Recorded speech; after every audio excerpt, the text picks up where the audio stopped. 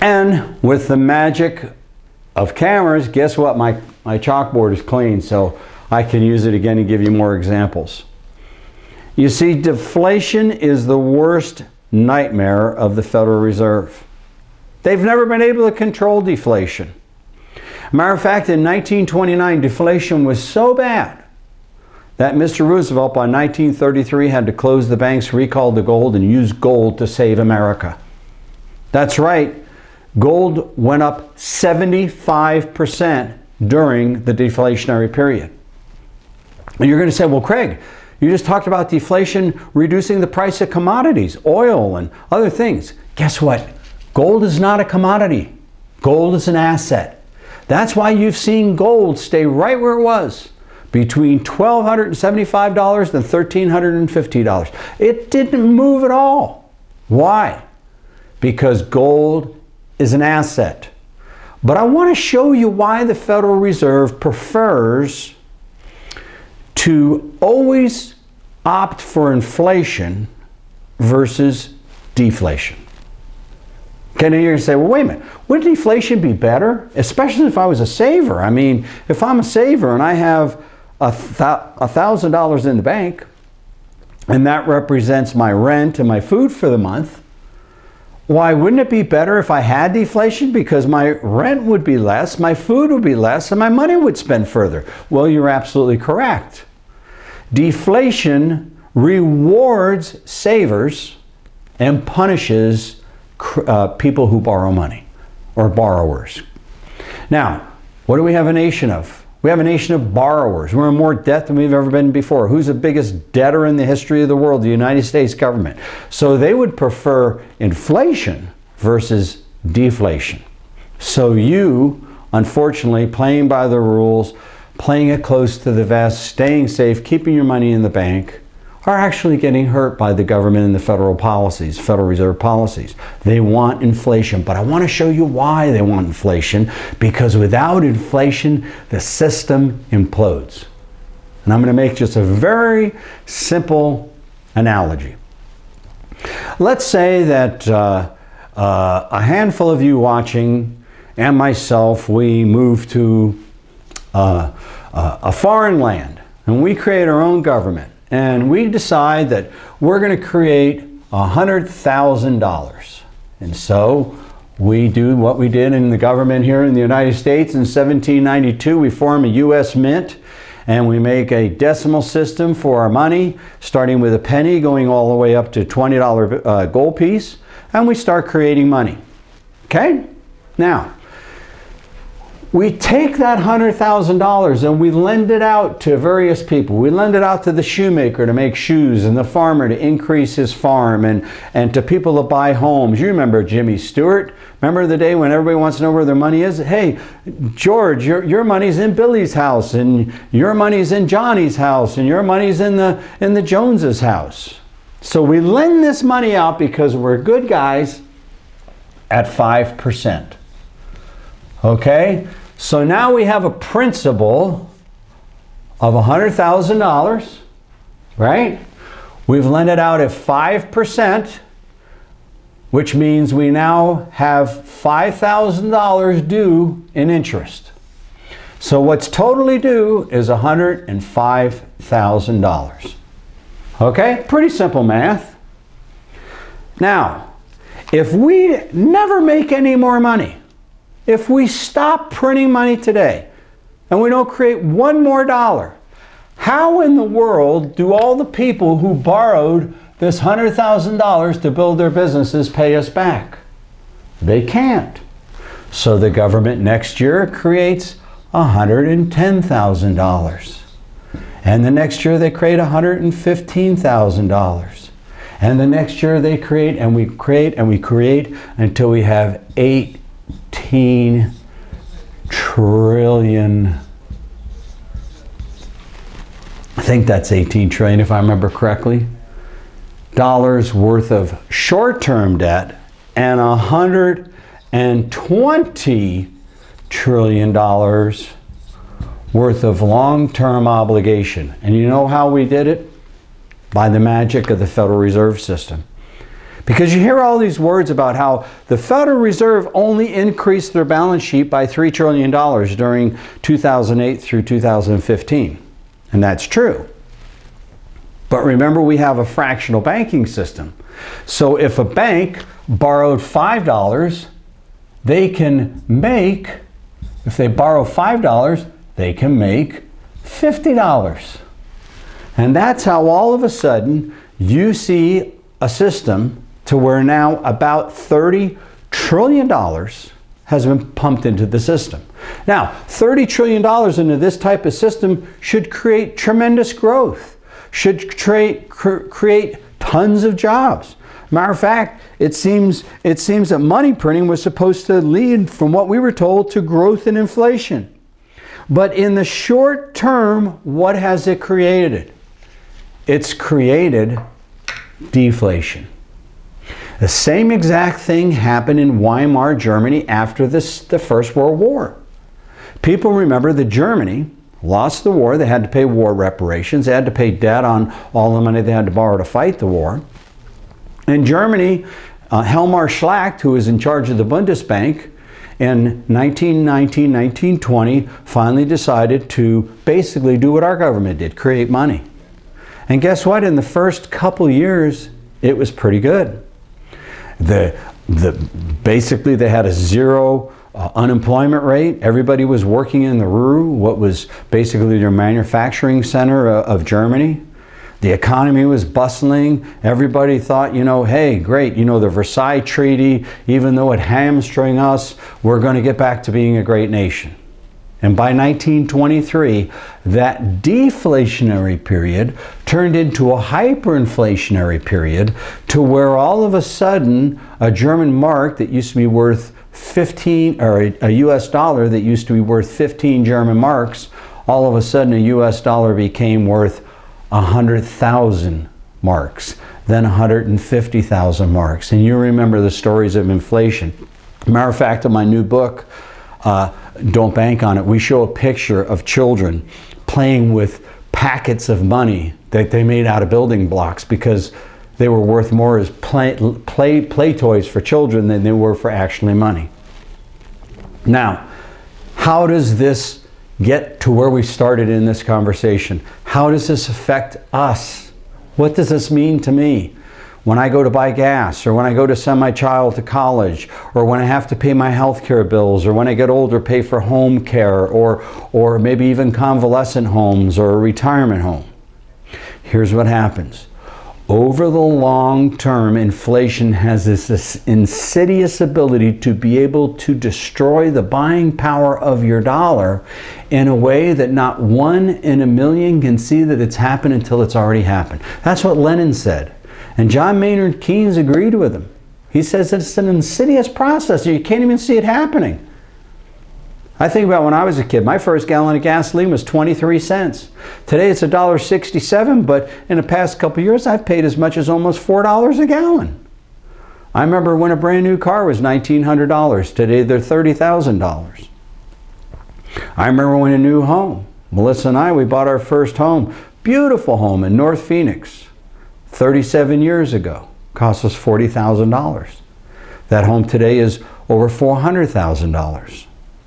You see, every day your cost of living is getting higher, regardless of what these economic policies that the Fed, that the federal governments, and the central banks get involved with.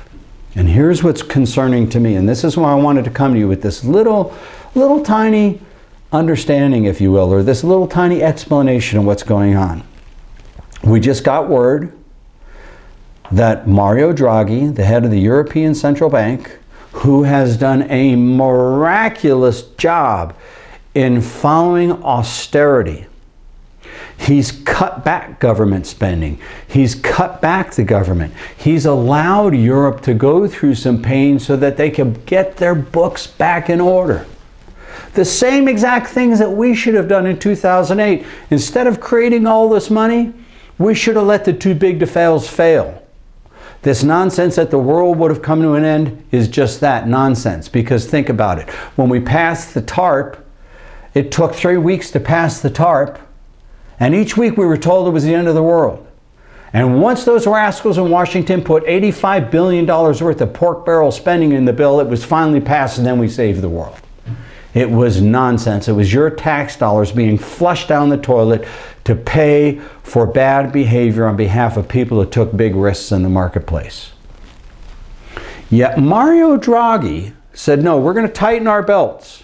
We're going to make Greece play by the rules. We're going to make Italy play by the rules. We're going to make France, and we're going to make all these nations play by the rules. And we're going to follow austerity, and we're going to balance our books. And guess what the rest of the world said, especially the United States of America, which is so disappointing to me. Instead of applauding that and saying, hey, we appreciate the fact that you want to balance your books, we said, no, you can't do that, because we can't carry this load by ourselves. So therefore, you have to do quantitative ease in Europe. You have to go out now and print trillions of dollars just like we did. And so the other day, Mario Draghi announced that the European Central Bank will now start its quantitative easing program, and will start with somewhere around €1 trillion that they print out of thin air and get into the system and hopefully see economic growth and unemployment come back. And of course, Mr. Obama, he said unemployment is 5.6%. He leaves out of the fact that 98 million people left the workplace, and that if those 98 million people were still there, we'd have a 15% unemployment rate. You see, the fact is Mario Draghi knows this is not going to work. And he prefers not, but he has no choice, because he's getting pressure from the IMF. He's getting pressure from the Germans. He's getting pressure from the US Federal Reserve that he must inflate, because inflation is the desire of the world system. So while we might have some short-term deflation, and if you notice, gold is not being faked out by it. You want to look at the canary in the gold mine of things getting better? Look at the price of gold. If you saw gold drop from $1,300 to $600, then I'd say things are getting a whole lot better in America.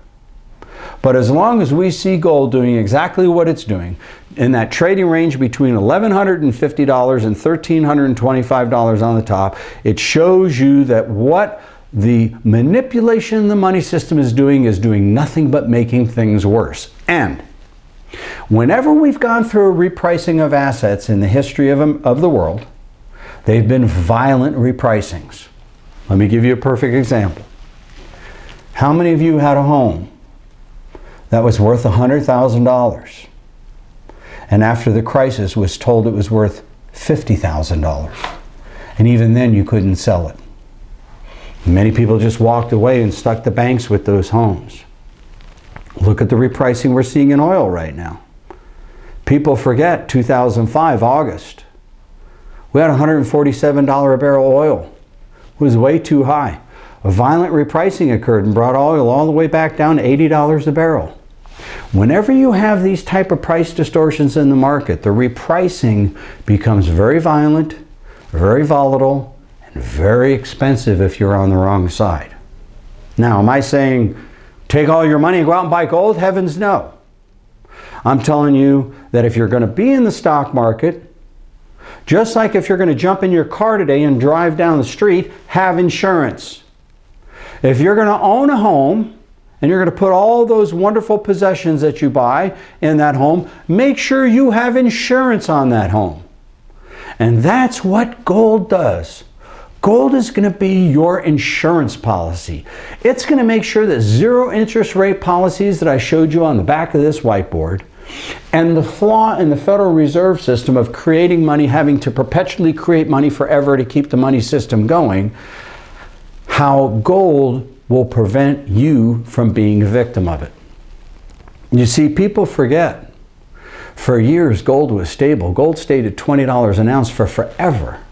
And then we moved it to $35 an ounce. And then we started printing money, and I won't go through all the specifics, but we passed the Bretton Woods agreements, and we told the whole world you can tie to the dollar because we'll keep the dollar stable. And by 1971, Richard Nixon knew if everybody showed up with those pieces of paper and wanted their gold, we didn't have enough gold to deliver.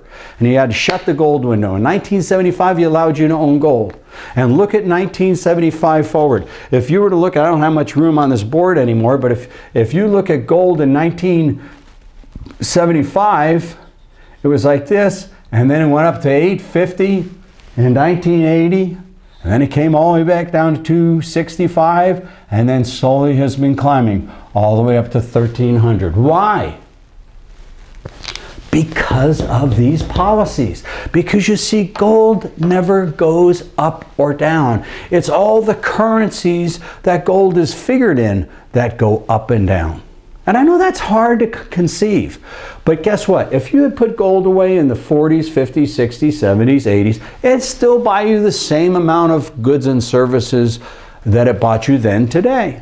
And in some cases, it would even buy you more. We did a wonderful chart on this, going back to 1954, the year that I was born.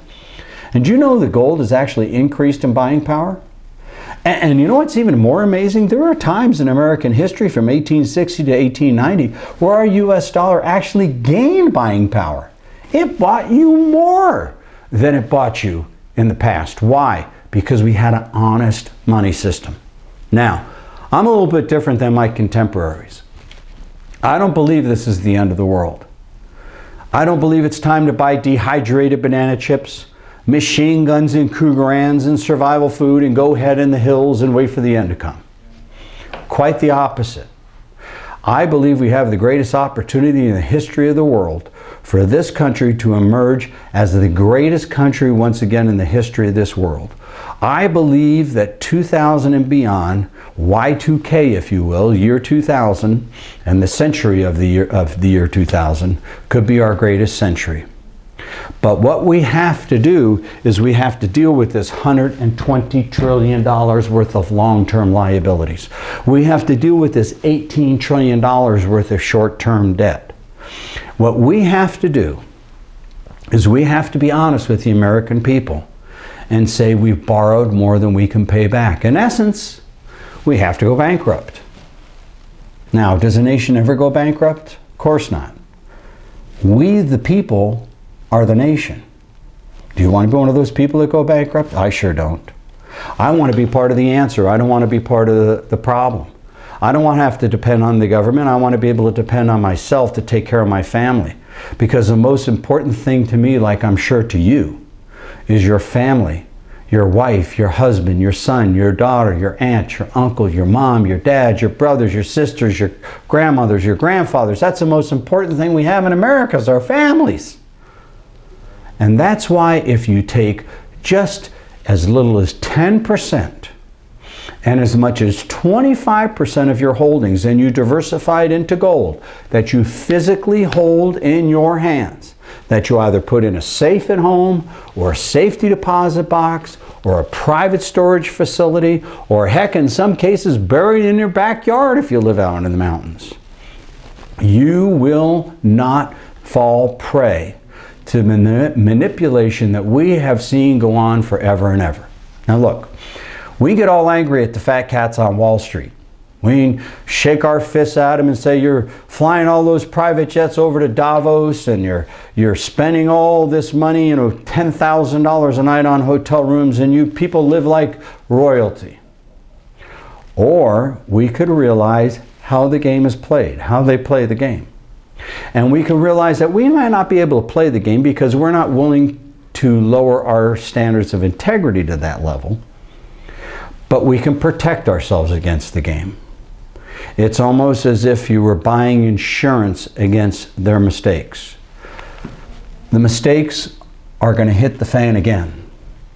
They hit the fan in 1929, and look, it would take me an hour to explain all the financial crises we've had in America. We've had about 37 of them altogether, if you count all the ones in the 1800s and 1929, and again in 1970 and 1979, and again in 1999 and 2008. I mean, there's been a ton of them. But guess what? In every single one of those crises, if you had owned gold, not all your money in gold, a portion of your money in gold, you would have come through that crisis smelling like a rose. And people say to me, well, Craig, well, what if I bought it $850 and for 20 years it did nothing? Well, guess what? You were pretty handsomely rewarded when it went to 1,300. But it never went up and it never went down. The US dollar went up and down because, again, I'm running out of space on this board, so I'll use a different color. If you look at the US dollar, it has a steady downward trend, just like this. Now, just recently it's blipped up, but nothing in this 70-year line is strong enough for it not to continue to drop until ultimately a dollar. When I was a kid, you could go to a penny candy store and buy enough penny candy to get you sick to your stomach or rot all your teeth out. Soon a dollar, you'd be lucky to buy a stick of gum. I remember when you could put a nickel in a pop machine and get a small bottle of Coca-Cola. Then it went to a dime, then it went to 50 cents. Now they take dollar bills to get it. We go right through this. I mean, I'm sure there are plenty of people watching this video that remember going to a movie theater and paying 50 cents or $1 to get in. I haven't been to a movie theater for years, but from what I understand, the tickets are anywhere from $8 to $12 now. You see, friends, the dollar is becoming worth less. And soon the euro is going to be worth less. That's why in an unprecedented move a couple weeks ago, the Swiss National Bank, who has the most stable money in the world, who capped to the capped to the euro. They said, we're going to cap at 120. Our Swiss franc will trade at $1.20 in euro to 1 Swiss franc. When they realized the Swiss franc dropped to 118, 117, they said, forget about it. We're not going down the tubes with these guys. And they removed their cap. And within one day, the Swiss franc gained 30% in value. And the euro dropped further. And what did that do? It wiped out some people that made 50-to-1 bets, made other people fortunes. Just like when George Soros broke the bank in England, where he went after small countries and destroyed their currencies so he can make billions to fund his projects. Look, it's so simple. I can't make it any more basic than this. Gold has been around for thousands of years. It's a sign of stability. It's a sign of purity. It's a sign of liquidity. It's a sign of truth. And you know what I love? The other day we did a little montage out of the National Geographic, and everybody that they talked about, J.P. Morgan said gold is money. Donald Trump, today's J.P. Morgan, said gold is money. All the central banks in America own gold. The Federal Reserve owns gold. We have the largest alleged stockpile of gold in the world. Now, if gold was worthless, and it was an archaic relic of days past, then why are the Russians buying gold and holding it? Why are the Chinese buying gold? You know what I find fascinating? The other day there was a rumor that the Russians were going to sell all their gold, and I say the other day, it was several months ago. And we saw gold take a $50 drop. And guess what? The Russians didn't sell 1 ounce of gold. What they did was they sold treasuries, because the treasury market went up as a direct result. They took their treasury money and went out and bought gold. Now think about that. I guess we can expect the Russians are always going to tell us the truth, right, about what they're going to do. Just like the Iranians are going to tell us that they're never going to build a nuclear bomb, right? Just like Al-Qaeda says that they just want Sharia law and the world peaceful in the Middle East. Come on, we all know better. It's a crazy world out there. And we have no ability to be able to control the crises that go on around the world. But one thing you have total control over is your personal finances here in America. Thank God we still live in a free nation. Thank God we still have the ability to take paper money that is only worth the promise of the people that are backing that paper and put it into gold that needs no promises. You see, gold is an asset that is not simultaneously a liability. And I'll leave you with this thought. Let's go back to IBM. If you have a share of IBM stock, let's say you have 1,000 shares or 100 shares of IBM stock, and I think it's trading about $150 a share. So let's say you have $15,000 worth of IBM stock. That's your asset, but it's IBM's liability. So the quality of your asset is determined by the ability of IBM to make or lose money. That is really not an asset, that's an investment. On the other hand, if you have gold, IBM doesn't have to make or lose money for gold to maintain its asset value. That's why gold is ultimate currency. And you're hearing that word more and more and more. When the crisis is hit, the managers go to gold because they call it the ultimate currency. Why? Because you can't print it. You can't manipulate it. Oh, sure, the banks can short the markets and try and depress the price, but ultimately they are punished for that. I remember when they were manipulating gold at $600, got it all the way back down to $265, and then got spanked when it went over $1,000 an ounce. And those banks took huge losses. So I ask you to do this. Just take the simple math that I've shown you today. The simple effect of zero interest rate policies and how it's affecting your family. And ask yourself one simple question. Has the math become too big now?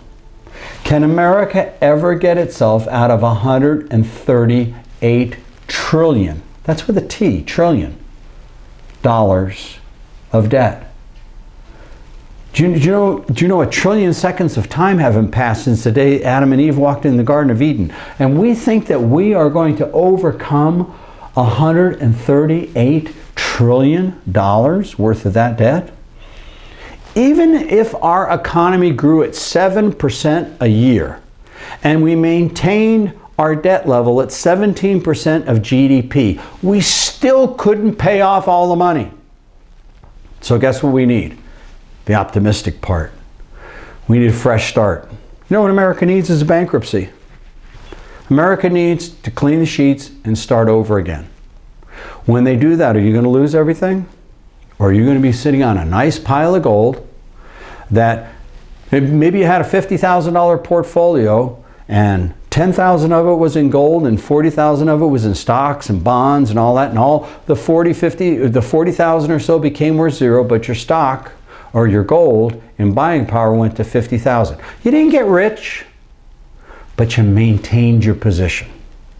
And that's what we try and do here at Swiss America. If you're looking to get rich quick, we're the wrong company to come to. You know, people always say, I talk about Jim Rickards. I really like Jim Rickards and his writings. I think he's a brilliant man. He says one day we'll see gold at $6,000 or $10,000 an ounce. So everybody, oh yes, I'm going to get rich. Yeah, at that time gas will be $10 a gallon. And a new automobile will be $100,000. And a new home will be $1 million. So let's be careful for what we wish for. I hope gold remains nice and stable in here. But I can assure you of one thing. In the 33 years we've been here as Swiss America, I've watched gold go up and I've watched gold go down. Or shall I say, I've watched the US dollar go up and go down. And it's gone down far more than it's gone up. That's why we have gold at $1,300 today, when just 100 years ago, it was $20 an ounce. Consider what I shared with you today. And then call your representative here. Let's get you the information. Let's get you our DVD on modern banking and modern money and how they work. You know, it's amazing to me that in America today we teach reading, writing, arithmetic. We even teach children how to put condoms on bananas. I really don't understand that. But do we teach them how to balance a checkbook? Do we teach them how to use debt properly? Do we teach them how our Federal Reserve System functions? And the answer to that is no. And I don't think that's by mistake. I think that's by design.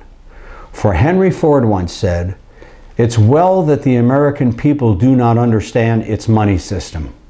For if they did, there'd be a revolution by 9 o'clock tomorrow morning."